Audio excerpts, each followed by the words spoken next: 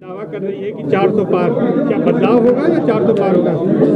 निश्चित तौर पे बदलाव होगा, क्योंकि हवा आज हवा मोदी जी के पक्ष में नहीं है, क्योंकि मोदी जी के जो बराबर झूठ बोलने के प्रमाण आते जा रहे हैं जनता के सामने, और महंगाई बढ़ती जा रही है, बेरोजगारी बढ़ती जा रही है, उस पर मोदी जी बात ही नहीं करते। कोई भी उनका ऐसा वादा नहीं जो पूरा उन्होंने किया हो।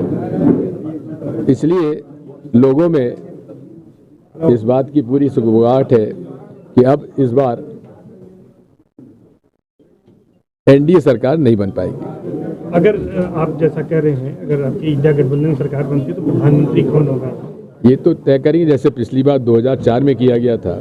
डॉक्टर मनमोहन सिंह जी डिक्लेयर तो पहले नहीं हुए थे ना, हो जाएगा। अच्छा, यूपी के दो जो लोकसभा सीटें हैं महत्वपूर्ण है, गांधी परिवार से हैं, उसमें से अमेठी और रायबरेली को लेकर एक बार फिर से कहा जा रहा है कि राहुल गांधी जो है यहाँ से नहीं जीतेंगे और बीजेपी दावा कर रही है। देखिए, बात यह है, रायबरेली सोनिया जी जीतती आ रही है और पिछले चुनाव में भी वो जीते थे।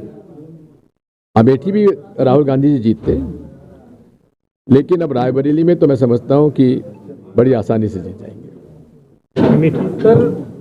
अमेठी भी जीत सकते नहीं, इसमें मैं भविष्य में करने का आदी नहीं हूं, लेकिन इतना जरूर मालूम है कि माहौल बदल रहा है और बदलाव का एक अंडर करंट है। एक सवाल ये है कि आपने कहा कि 153 एक वायलेशन जो है वो लगातार किया जा रहा है, कौन लोग कर रहे हैं? बीजेपी के लीडर, प्रधानमंत्री, गृह मंत्री सारे कर रहे हैं। इसके पीछे की मंशा क्या है? मंशा है हिंदू मुसलमान को बांट कर इस देश को राज करना। आपने ईवीएम पर भी सवाल खड़े किए। जी हाँ, मैंने आज से नहीं 2003 से खड़ा कर रहा हूँ। राहुल गांधी जी संविधान खत्म करना चाहती है। निश्चित तौर पे 400 पार का मतलब क्या है? प्रधानमंत्री उम्मीदवार कौन है? जी, प्रधानमंत्री उम्मीदवार इंडिया अलायंस का कौन है इस समय? हम लोग अगर बहुमत मिलता है तो तय करेंगे।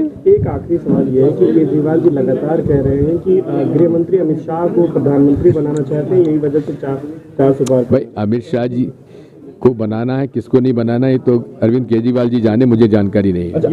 योगी जी को हटाने की भी बातें चल रही है कि 3 महीने बाद जब इलेक्शन खत्म होगा तो 3 महीने बाद। देखो, योगी जी की पर्सनैलिटी वो पर्सनैलिटी नहीं है जो शिवराज सिंह चौहान या वसुंधरा राजे सिंधिया की हो। हटाना मुश्किल होगा बीजेपी को, मुझे लगता है, आरएसएस को भी आप। क्योंकि मूल बात यह है कि महेंद्र आदित्यनाथ जी कभी भाजपा के मेंबर नहीं रहे हैं, उनकी अलग से पार्टी चलती थी। एक सवाल आपने ये कहा उठाया कि मोदी परिवार और आरएसएस में फर्क है, आपको नहीं लगता? संघ परिवार और मोदी परिवार में फर्क नहीं है क्या? मोदी परिवार भ्रष्टाचारियों का ही परिवार है, संघ के बारे में हम नहीं कह सकते। संघ कैसे देखते हैं संघ को आप?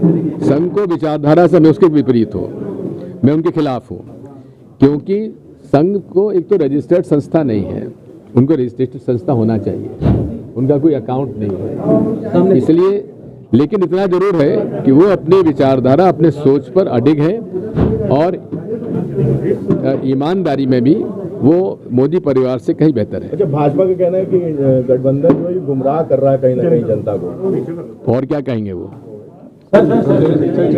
इंडिया गठबंधन अगर जीतता है तो क्या ईवीएम से अब अगले चुनाव होंगे?